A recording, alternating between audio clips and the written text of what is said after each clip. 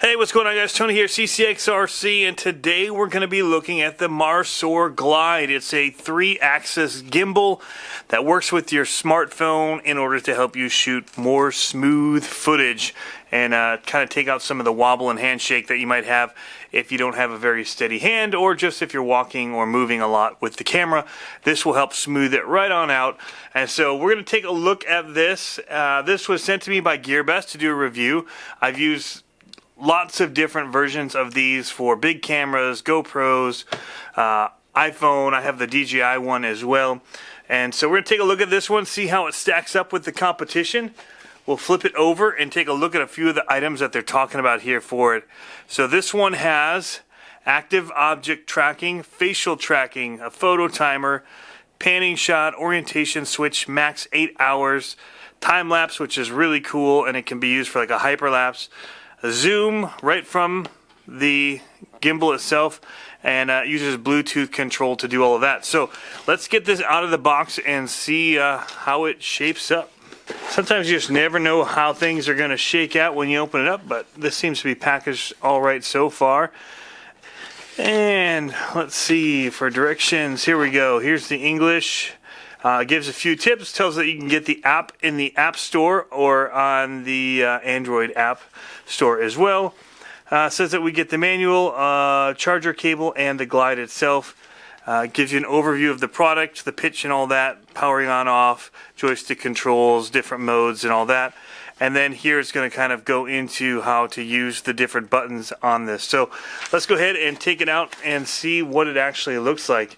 Looks like it's got a little bit of a sheen to it. It's actually packaged in here quite well. I will save this box to store it in. But here is the gimbal itself, and it looks very similar to my DJI gimbal. Alright, so here is the Marsoar Glide out of the box. You can see you've got the joystick, the on-off button, orientation button here, and then the different modes, and then you've got a record right here. On the side we've got a remote, and then there's a trigger here as well. Alright, so we're going to get the phone on here, we're going to get it balanced, and to balance this we're basically just going to use the guides that they have here. There's no real special way to adjust it here. There's no axis adjustment. So either you slide your phone in or out to balance, and then you also would slide it up and down in order to get it to sit. And for this phone, it seems to sit pretty well.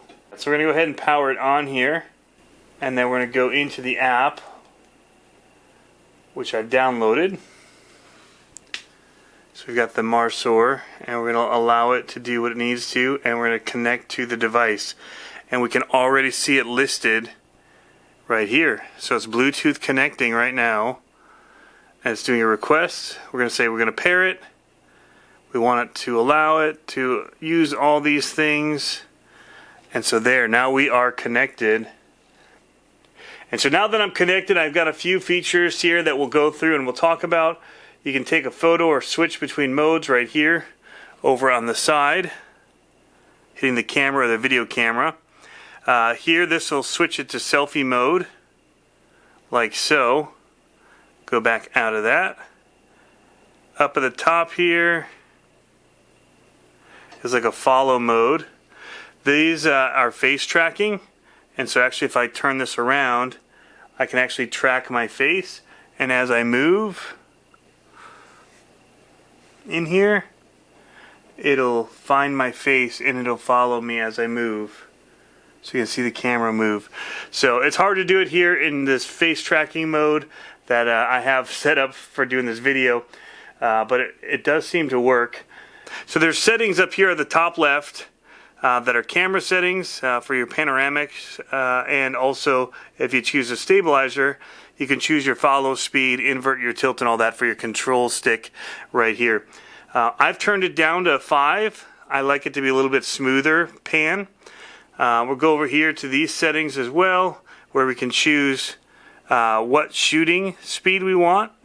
So we're shooting right now, we're doing 1080 at 30 frames per second. It does 4K 30, and you can also go in and change these out I wish it would do 60 frames per second. I don't see a spot that allows me to change to that.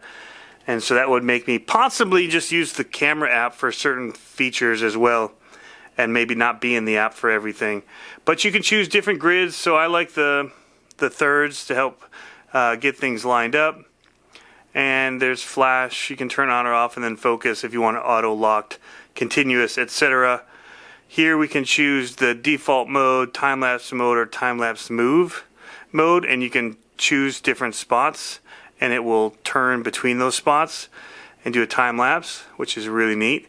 I can do that on my Osmo as well, and then the home takes you back to their main page. Down here you can choose some different looks that they have if you want. I never like to bake my look on. I like to shoot normal and then apply the look later if that's something I really think that I want. A couple of things that I like is the modes show up here. So right now it's an all follow, which means if I tilt, the camera will eventually tilt up or down and following the movement of the joystick here. And that can be set, so if I want to be walking with it out in front of me, I can reposition it, and then whenever I tilt up, it'll follow up, or if I tilt to the sides, it knows to follow. Then there's just pan follow, which will not do up and down. It'll just follow left and right, but it'll keep it locked, and then you have to use the controller to go up and down. So that's kind of neat. And then there's fully locked, which allows you to move all over, and it keeps the camera pointing exactly where you'd set it to point. I like the all follow mode, especially with this, because one of the neat things that this has that my Osmo doesn't is this trigger in the front. And so what that allows you to do is be filming and moving, but then just once I get it locked up here on the X Max, I can hold the button in, and no matter what I do, it's always going to keep that camera pointed at the X Max or whatever straight in front. I mean, I can move out this way, but you can see it kind of keeps it in the shot, and then I can let go and, you know, go back to all follow. But a just quick way to lock it is with this little trigger, which is really cool. It does have on the bottom a spot where you can plug it into a tripod or screw it into a tripod, which is nice. I like to put a base on these so that I can set them down.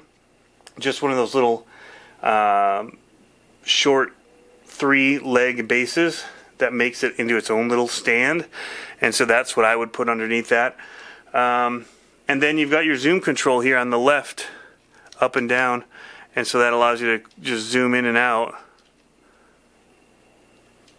like so, right from the stick. So that's handy. You can also hit record here, and it'll start your recording from the controller using the Bluetooth.